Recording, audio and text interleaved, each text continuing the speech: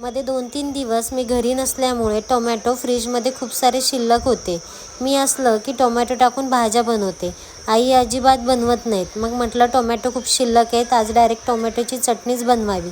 त्यासाठी tomato cut करून घेतला, कोथिंबीर कट करून घेतली, लसूण कट करून घेतला, हिरवी मिरची कट करून घेतली आणि 2 मोठे कांदे बारीक कट करून घेतले. मग लोखंडी तव्यात तेल टाकून तेल गरम झालं की त्याच्यात जिरे मोहरी तडकून घेतली.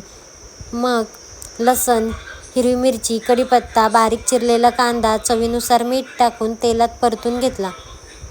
टोमॅटो टाकून आवडीप्रमाणे साखर टाकून ती पण मस्त परतून घेतली. मग त्याच्यात आवडीप्रमाणे लाल तिखट, हळद, बारीक चिरलेली कोथिंबीर टाकून तेलात मस्त कमी गॅसवर परतून घेतली. मग थोडंसं तेल टाकून अर्धा चमच्यापेक्षा कमी भाजलेलं शेंगदाण्याचं कूट टाकून घेतला. मग ते सर्व एकत्र मिक्स करून घेतलं.